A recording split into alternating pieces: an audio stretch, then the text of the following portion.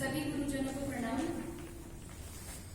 सुबह से हम एक वर्ड सुन रहे हैं, एक शब्द सुन रहे हैं, जॉयफुल लर्निंग, जैसे कि अभी उमा जी ने भी बताया जॉयफुल लर्निंग के बारे में। बट उसके बारे में ये अभी तक चर्चा नहीं हुई है कि उसको हिंदी में क्या कहते हैं, जॉयफुल लर्निंग है क्या। तो जॉय का मतलब होता है आनंद, आनंदमयी शिक्षा। तो सबसे पहले हम यही देखेंगे कि जॉयफुल होता क्या है। तो आनंदमयी शिक्षा, बच्चे को ऐसे पढ़ाना कि उसे आनंद आए, और जब आनंद आएगा तो वो अपने आप पढ़ेगा, उसे किसी जोर जबरदस्ती की जरूरत नहीं।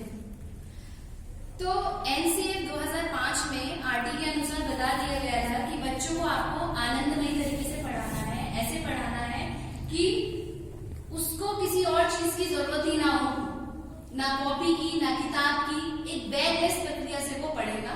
आप पोएम भी पढ़ा रहे हैं तो बुक से रीडिंग करके नहीं पढ़ाना है, आपको एक्शन के साथ पढ़ाना है। ऐसे पढ़ाएंगे बच्चे की बच्चा मैडम को देखते ही उसको याद कर ले, ऐसे उसके एक्शन को याद कर ले कि उसको एक एक्शन करे मैडम और उसको वो पोएम याद।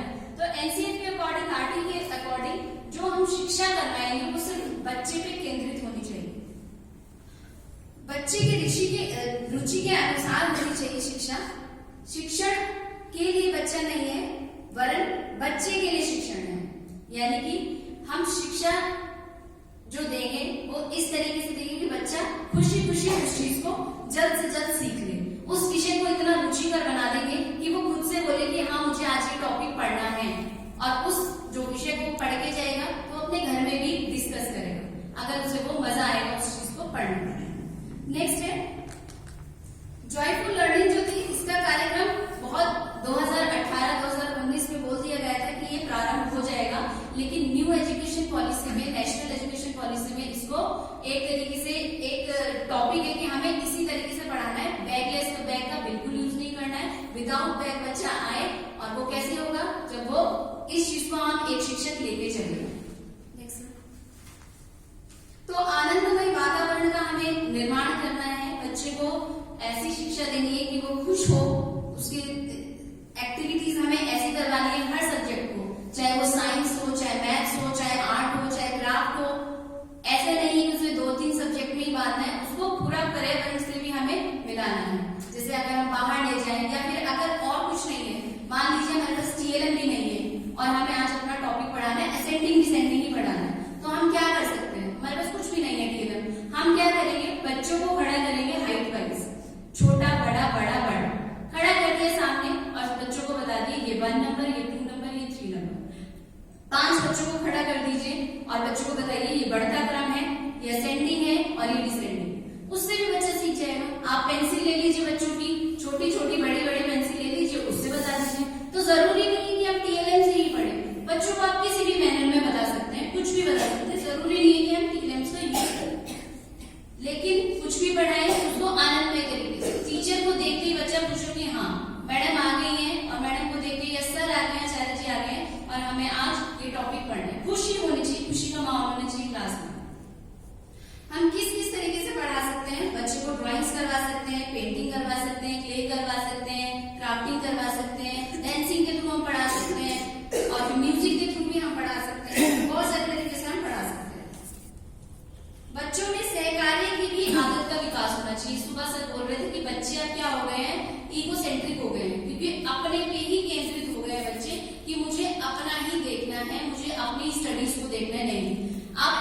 अब जो नेशनल एजुकेशन पॉलिसी है उसमें एक पॉइंट ये भी है कि बच्चे एक दूसरे की ग्रेडिंग करेंगे, बच्चे एक दूसरे को मार्क्स देंगे, ये नहीं कि टीचर पे केंद्रित होगी। इससे क्या होगा, बच्चे को ये भी लगेगा कि मेरे मार्क्स कम ना हो, मेरा फ्रेंड मुझे कम ना दे, तो इससे क्या होगा, एक माहौल क्रिएट होगा बच्चों में आपसी तालमेल। नेक्स्ट है जॉयफुल लर्निंग के लिए बहुत सारे कंटेंट हो जाते हैं, हम बना सकते हैं, घर से भी बना के ले जा सकते हैं, जैसे टीएलएम से, और फ्लैश कार्ड्स हैं। जैसे कुछ फ्लैश कार्ड्स ही बच्चों ने ही बनाए हैं, मैंने हमें सिर्फ एक आइडिया दिया था कि आपको पेट एनिमल, वाइल्ड एनिमल और डोमेस्टिक एनिमल्स के कुछ फ्लैश कार्ड्स बनाने हैं, तो ये बच्चों ने ही बनाए हैं। इसका क्या इंपॉर्टेंस है, इसकी इंपॉर्टेंस ये है कि बच्चों को पिक्चर देख के बहुत जल्दी समझ आती है। जैसे अब हम ही हैं, आज हमें पता है कि मदन मोहन मालवीय जी की जयंती है, तो हम हो जाते हैं, हमारे माइंड से स्लिप हो जाता है, जब हम उनकी पिक्चर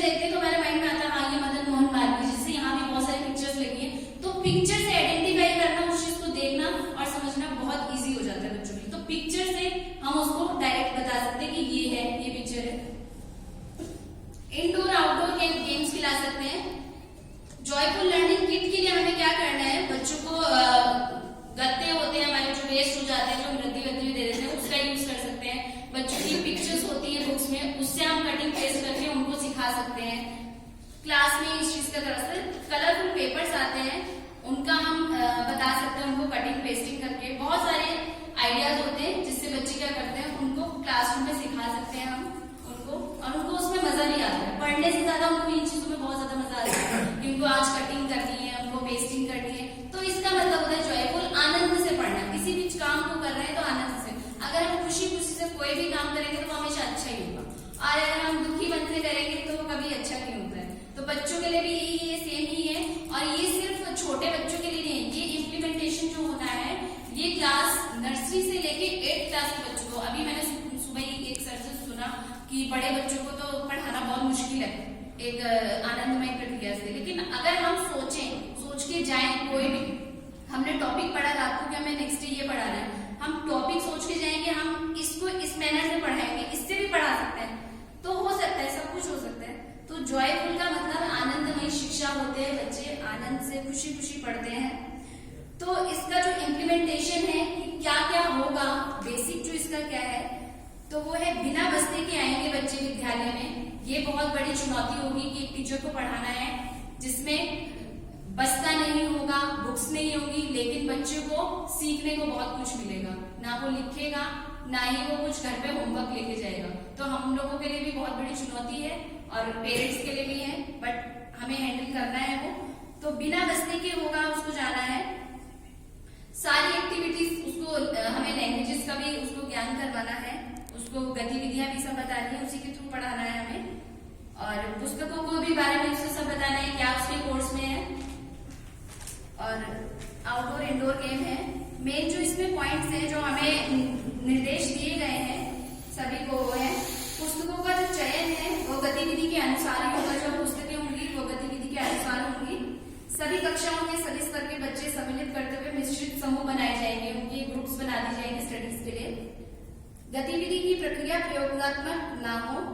शिक्षक बच्चों को स्वयं सीखने के लिए प्रोत्साहित करेंगे, यानी कि हमें तो पता है, हम तो टीचर हैं, हमें सब कुछ पता है कैसे करना है, परफेक्ट नहीं है बट हमें कुछ तो पता है। तो हम उनको प्रोत्साहित करेंगे कि आपको कैसे सीखना है इस चीज को, ये टॉपिक है, उनको खुद से सीखने देना है, ना कि अपनी सीखी चीज उन पर थोपनी है। एनवायरमेंट से भी उन्हें सिखाएंगे।